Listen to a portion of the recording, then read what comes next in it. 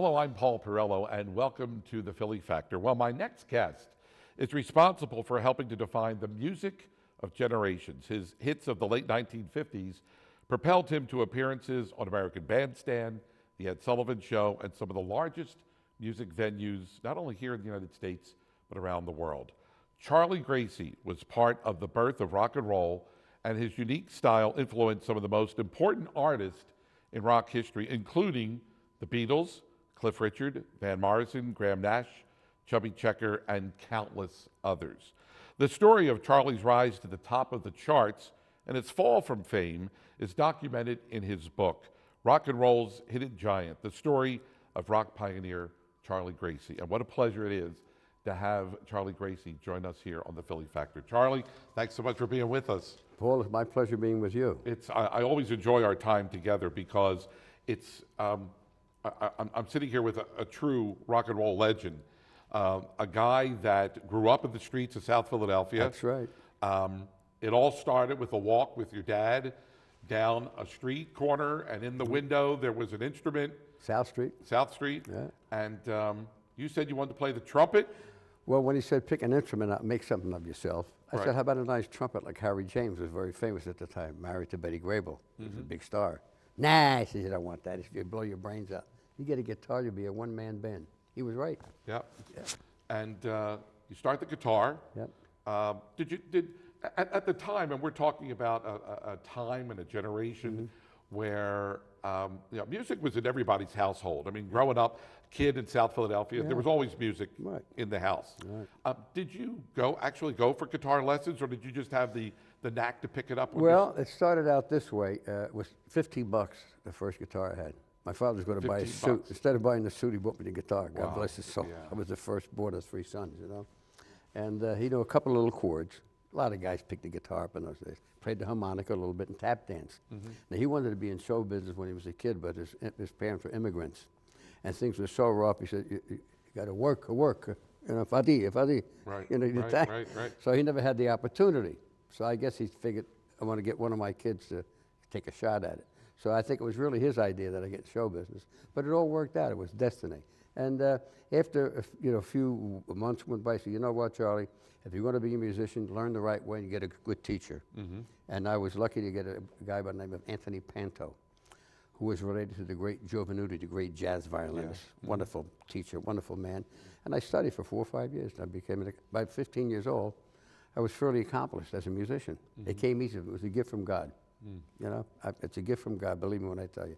I know guys have played for 40 years, they still can't play. They didn't have the gift. Right. You know what I'm trying to say?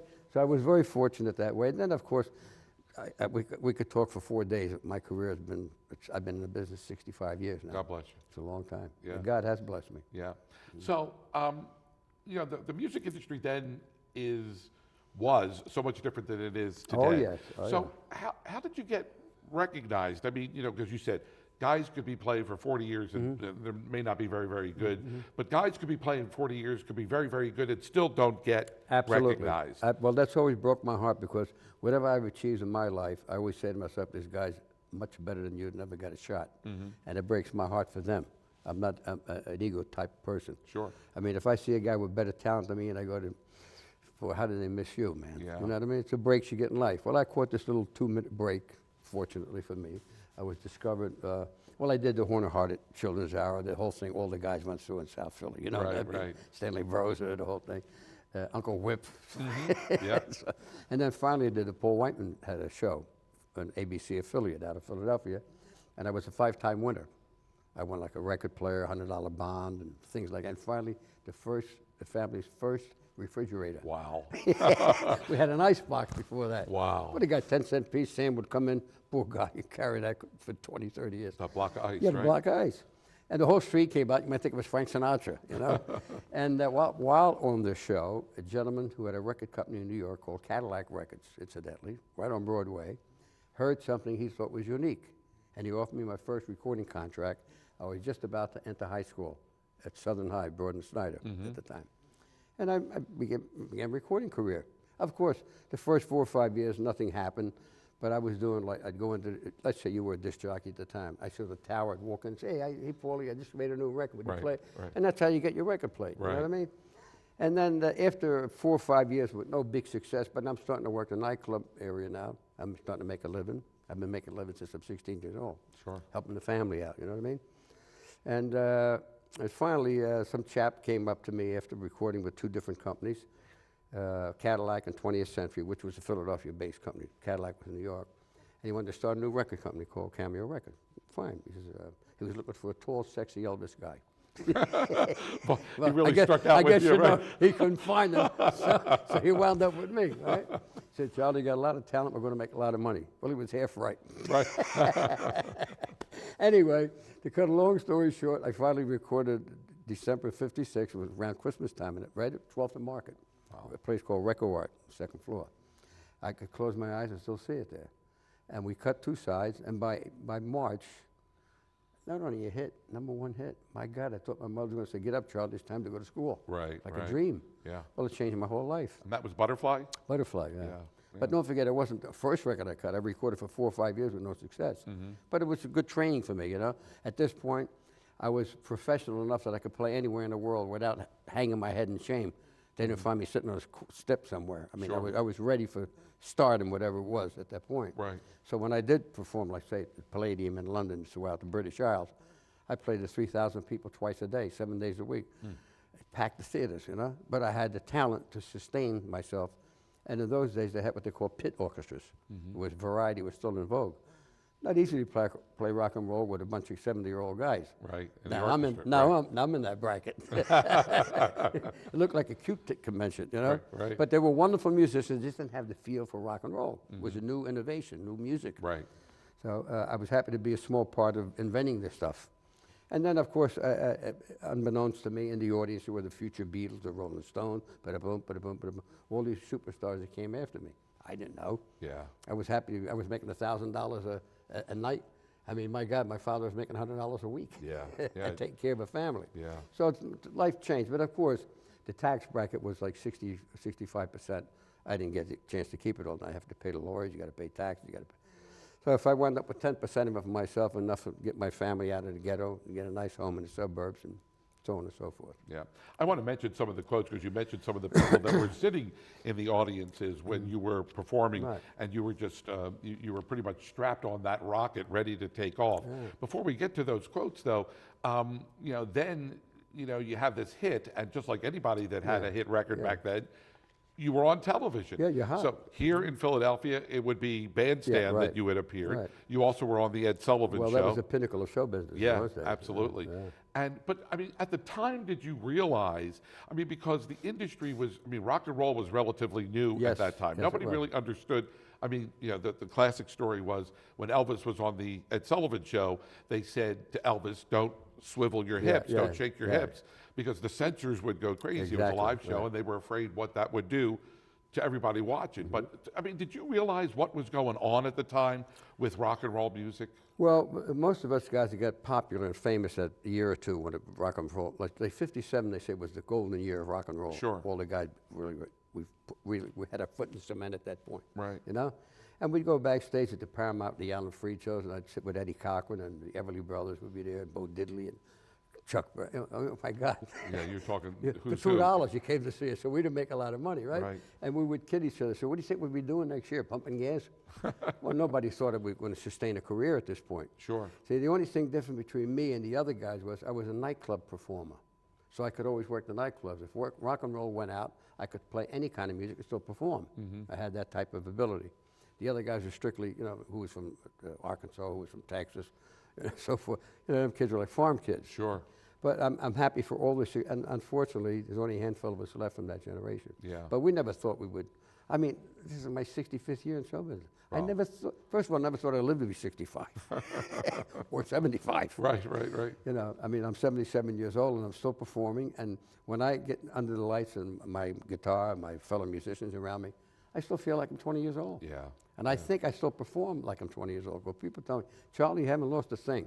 Well, maybe I think I have. They can't tell the difference, but a little bit. Age, but not the playing part. Right. It's the stamina part. As you get older, you know, but you know what? My energy level is just as strong as it was 50 years ago. Well, that's fantastic. Yeah. I want to mention some of the quotes because I think that's really sums up who Charlie Gracie is and just how much influence he had on future entertainers in the music industry. It said of Charlie Gracie, his guitar sound was brilliant. That was George Harrison of the Beatles. Again, his guitar sound was brilliant. His concerts in the late 50s in Manchester, England, helped me to become who I am today, Graham Nash. He started it and made it possible for all the rest of us. Chubby Checker. I mean, that's just a sample of the accolades, Charlie, that have been bestowed on you. How does that make you feel? Well, of course, it's humbling. When the general audience likes you, that's great. But when your fellow peers or your fellow musicians, your fellow entertainers say that about you, it's even a step above, because usually we don't compliment each other too much in our business. Sure. It's a constant, I'm better than you, I'm better than you. But I never had that attitude, and I think it's been like a great legacy for me to have that attitude, because I think people like me not only for my performability, but as a person. I always try to do the right thing, try to be a good guy. You know what I mean? Most of us guys were raised that way as kids. Sure. You know that. So were you. Yeah. And we were taught that as children. Don't do anything bad. Don't disgrace the family. Don't. We were more afraid of our father than we were of the police. Yeah. I would crown you if you took something that didn't belong to you. Sure. Different generation, different attitude in life. But when people say things like that about me, I'm a little embarrassed, to be honest with you. But isn't it nice that they could say it to me while I'm still alive before they put me under the dirt? Yeah, You know what I mean? So I appreciate it. At least these guys, Paul McCartney, what a great guy.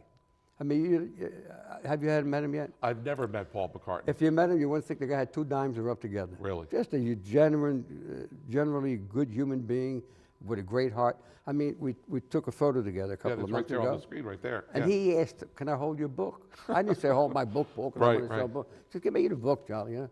Graham Nash, the same thing. I mean, they genuinely like me as a person, not only as an entertainer. So that's even more important to me than the entertainment part. I mean, I know guys that are great entertainers and not very nice guys. Yeah. You know what I mean? You know a few of them Yeah, yourself. for sure. There's your wife. They just had the screen up on the screen there. Your wife, Oh, yeah. Paul McCartney, and yourself. Yeah. What a great night. 19,000 people packed. The place was packed, and what a great performance. He's 74 years old too now. Yeah. Good. I mean, the energy level. That's a funny thing about show business, man. When the light goes on, age disappears. Sure. And your talent blossoms at that point. Yeah. Yeah. It's like an Alka-Seltzer, put that in there, it starts. I want to mention here, because on the cover of your book, Sir Paul McCartney says, "When we were starting out with the Beatles, the music coming over from America was magical to us. And one of the artists who epitomized this magic was Charlie Gracie." Oftentimes we think of the Beatles and the influence they had on American music. Here's the flip side, as they would say in the the recording business. You influencing the music of the Beatles. Well, in those days, we were in the export business. Right. Until the British sound came in, then they exported their music here. But what a great talent. These people are great talents. I mean, my God, some of the music they wrote is tremendous. And some of the performances they had. I mean, Graham Nash is, my God, if you met the guy, it's like having a brother. Yeah. You would never know the guy. Money means nothing to these men anymore, because they're wealthy, wealthy people. They just want to put back, like when I met Paul and I met Graham. They said, "Charlie, we all came to see you when you were on top of the pile, late 57, 58. We were just kids starting out. You influenced us." I said, "Listen, I never thought I influenced anybody. I was happy to be here making a few bucks to help my family out. Sure. That was the most important thing in my life, to get us out of the ghetto. We all lived in ghettos in those days. Sure. And that wasn't a bad word when I was a kid. Right. Birds of a feather flock together. You had the Italian neighborhoods, the Irish neighborhood, black neighborhood, the Polish, Jewish neighborhood. We all got along together. We never had any problem. Right. I used to go to Mr. Scheckman at 12 o'clock at night. My father needed 2 screws. What, Charlie? He said, "What?" I said, open the door and you come 2 cents. I mean, that's how things were when I was a kid. You know what I mean? The world's changed, unfortunately. Yeah. Your career, as I mentioned at the beginning, you were on this rocket ship ride to fame, and then as easy but the thing is, you realize that as easy as it was, I don't want to use the word easy, but I mean, you worked toward your goal to attain that fame, but you realize that as much as you worked and as hard as you worked to get it, it could easily slip away, and did slip away for you. Well, let me just say this in all honesty, and I don't like to belabor this point because I don't want any sympathy from anybody. It was taken from me. My demise in the business, or downfall, whatever you want to call it, was not through my talent. It was through people who were around me who ripped me off. Okay. But I'm not the only one. It happened to thousands of us. That's what I'm not the only one. Right. You know, but you got to remember something. You get one shot at something like this in your life, and have somebody just snatch it from you. That hurts. You know what I'm saying? Sure. How many times do you get a chance to have a #1 hit? Unless you're a Paul McCartney or an Elvis Presley. They're at the top of the pyramid. We're somewhere in the middle or maybe the lower part. I mean, it's a once-in-a-lifetime thing they take from you. It's not fair. But you know what? You pull your bootstraps up. I always had enough talent and confidence in my talent that I could go out there and make a living, just singing and playing the guitar without a band. I didn't need a band. That's where I used to start out. And it worked for me. I persevered. I believed in myself. Listen, I'm not Segovia. I'm not Elvis Presley. I'm not Paul McCartney. I'm Charlie Gracie. Whatever I've done has sustained me in my life, even today. No complaints. The people that come to see me, they love me. I mean, you know what I say to them? Hey, you're sick of listening to me. Nah, you're better now than you were 30 years ago, Joe. You know, so you have a faithful following that love your music, and I love them. Yeah. And to me, the audience has always been the bottom line. When you go out and you perform that night, if the audience stands up and gives a nice round of applause and they love you, I earn my money. I sleep like a baby when I go home. Yeah. You know, I did something constructive, you see? I'm not just in it for the money, although I need it to pay the bills like everybody else. Right, exactly. It's a thrill of having somebody else applaud for you. Yeah. Now, you're in show business, just like me, different form of it. When people give you accolades, Pat, Paul, you did a great job. It makes you feel good, don't Sure, it? it does. I mean, the yeah. check is nice, too, but if you just get the check and the guy says, you know what, next week you're terminated. Right. No, what good is Yeah, it? nobody likes you. Right, It right. happens, you see? Yeah, So I've been very fortunate. I got no complaints. My wife and I be celebrating our 50th wedding anniversary, February. I have 2 great kids, son Charles, my daughter Angela, and a new daughter-in-law in the family, Kim. We're happy people, you know what I mean? You know, we're Italian people. You put a nice dish of pasta on the table with a few meatballs on the side, a little salad, and 2 or 3 ounces of wine. Life is good. The Queen of England don't need to be better than that. And a piece of cannoli for dessert. How did the idea come about then to write the book, Charlie? Well, it wasn't my idea. Everything, listen, let me tell you something. Everything that ever happened to me was never solicited by me in my life. Isn't that funny? I'm a great believer in destiny. You know? Everybody's dealt a hand when you're born. Sure. You might have a full house, you might have deuces. You might have 10 high. Whatever hand you got to play. I played the hand that was dealt to me. But with God's intervention, some people believe it's God, some people believe it's whoever was in charge of my life and is still in charge of my life, I believe it's been God. Always opened the door for me without me knocking on the door. I didn't ask to become a recording artist. They found me. I didn't ask to write a book. They asked me if they would like to write my life story. I mean, this has always come to me like this all my life. Right. So I don't know, somebody's pointing the finger at me or somebody's got me in the hand. You know, I believe it's the Lord. You understand? Now, some people don't believe it, say, well, it's just lucky. Well, call it what you like, but that's the story of my life. Yeah. Now, I got a book out, which I didn't solicit, and everybody that buys the book loves it. They said, Charlie, it's like sitting down with you and Paul talking together. Yeah. I said, well, I told the truth. It's happy, it's sad, it's disgusting. I lived that in my life. And to survive my 79th year on earth, God bless you. I mean, you know what I mean? I've got no complaints coming. Yeah. I made a nice living all my life. I got famous for 15 minutes. The name Gracie goes down in musical history, that 1/4 of a sentence, whatever it is. But you know what? My grandparents came from Sicily, poor as a church mouse. Worked till the day they died, man. And I lived with them when I was a kid. I speak fluent Sicilian, by the way. It's like Navajo. And, you know, we had an outhouse. No toilet, no running bathroom, water, right? no Yeah. hot water. Yeah. That's a tough way to grow up the first 10 years of my life till we moved 2 doors away. You know? But you know what? I still cry for my grandparents. I love them. Great people, great pioneers. You know? Them and all the people that came at that time. They came for a better life for their children and their children's children. So, I mean, to them, they were heroes of my life. Yeah. And we could sit here and talk hours on end. I know. We really could. Well, your background is like mine. Absolutely. Yeah. Yeah, we came from the same Yeah, humble close, beginnings in yeah. South Philadelphia, for sure. But for people that are, I mean, for young people, Charlie, Yeah. who are watching now and listening, you know, if we could open the book, any book, and say, here's the secret to success.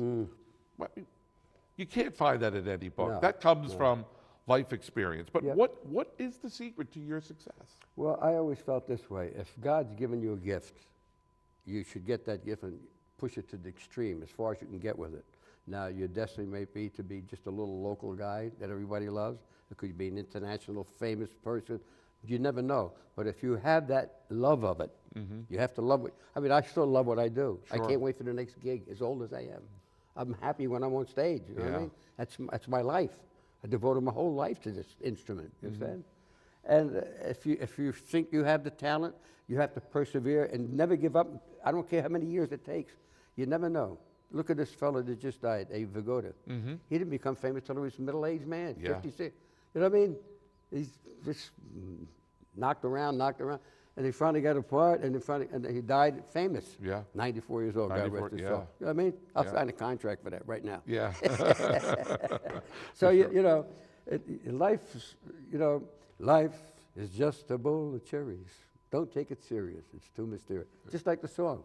You live each day, and if you have something in your heart and your soul, and you want to, give it a shot.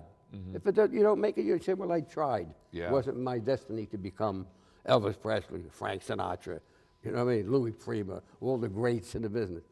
But you might find your little niche somewhere where you could, even if you're a working man, you play weekends, you make a few extra bucks, and you still got your heart in what you like to do. Yeah. You know what I'm Yeah. saying? It's difficult. What's the secret of success? Who knows? Yeah. Who knows? But you're still going at it. I mean, you still have. Oh, yeah. You just came back. You said earlier in Yeah. the program you just came back from London. You Yeah. had gigs over in. Oh, in England, throughout England. Yeah. We were there, my wife and I were there 14 days. I did 10 cities. Wow. We put almost 3,000 miles in the car, Yeah. plus 7,000 miles in the year. And the guy's going to me, "Aren't you sick of doing this?" I said, "I mean, I live for this. Yeah. I can't wait for the night." It could be a little corner joint that I work. It's just, whether I'm playing the London Palladium or whether I'm playing Hoagie Joe's, 60 people, 6,000 people, 30,000 people. I go out there and do my best to make them people happy. So when they go home, they said, "That $10 we spent to see Charlie Gracie was worth it." Yeah. You know what I mean? And the type of music, some would say, well, that's so old-fashioned, but yet there's so much of a desire for that type of entertainment. Never today. went anywhere. Never. Yeah. And besides, I play all kinds of music, but some guys only play one. When you come to see me, I entertain you. We play swing, we play jazz, we play rock, we play Latin music. I play it Everything, all. yeah. I'm there to entertain you, not to just sell Charlie Gracie's rock and roll records. Right. You know, Right. anybody could do that. Yeah. You know, if some guys had 2 or 3 hits in their life and they sing the same 3 songs, when you go, I hate that.